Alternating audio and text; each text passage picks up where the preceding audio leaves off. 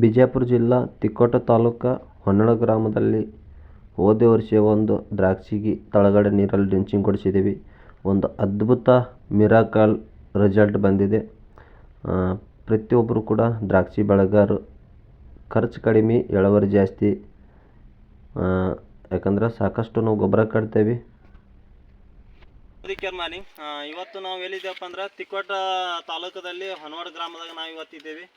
ಒಂದು 15 ದಿನದ ಹಿಂದೆ ನಾವು active max, active jam activity ಕೊಟ್ಟಿದ್ದೆವು ಬಾಬುಲಾಲ್ ಗಂಡಿ ಸರ್ ಮತ್ತು ನಾವು ಮುಖಾಂತರ ಇಲ್ಲಿ ಮುತ್ತಪ್ಪ ಗುಗ್ರಿಯವ್ರ ಹೊಲಕ್ಕೆ ನಾವು ಇವತ್ತು ಬಾಲಿಸಿ ಅಂದ್ರೆ ಸಣ್ಣ ಕಾಳಿನಂಗೆ ಇದ್ದತ್ನಾಗ ಕೊಟ್ಟಿದ್ದೇವೆ. ಅದನ್ನು ಕೂಡ ಅಂದರೂ ಮಾಲ್ ಫುಲ್ಲು ಪರ್ಫೆಕ್ಟ್ ಐತಿ.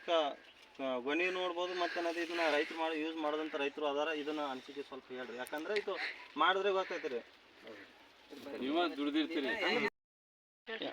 ಇದರ ಫುಲ್ ಅನ್ಸೈತ್ರಿ. ಆದ್ರೆ ಇನ್ನೊಂದು ಡೋಸ್ ಕೊಟ್ಟಿದ್ರಪ್ಪ ಅಂದ್ರೆ ಫುಲ್ ಪರ್ಫೆಕ್ಟ್ ಆಗಿಬಿಡ್ತೈತ್ರಿ.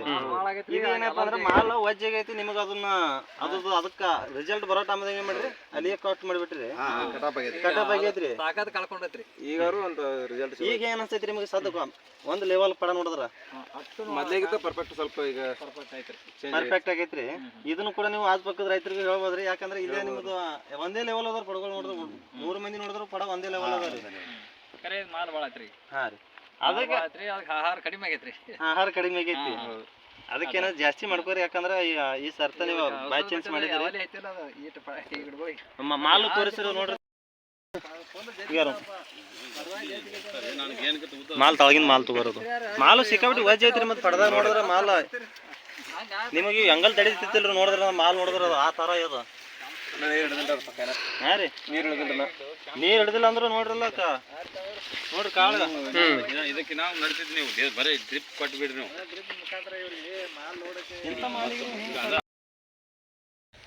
ಒಂದು 15 ದಿನದಿಂದು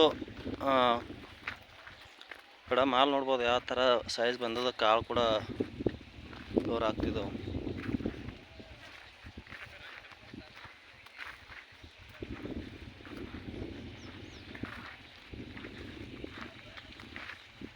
ಇನ್ನು ಎಷ್ಟು ಉಬ್ಬಕ್ಕಿನ ನೋಡಿದ್ರೆ ಎಷ್ಟು ಉಬ್ಬ ಐತ್ರಿ ಗೊನಿ.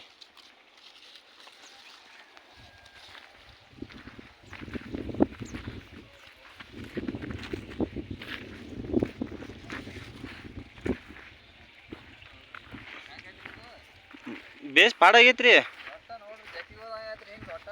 ನೋಡ್ರಲ್ಲ ಮಾಲ್ ಬೆಳವಣಿಗೆ.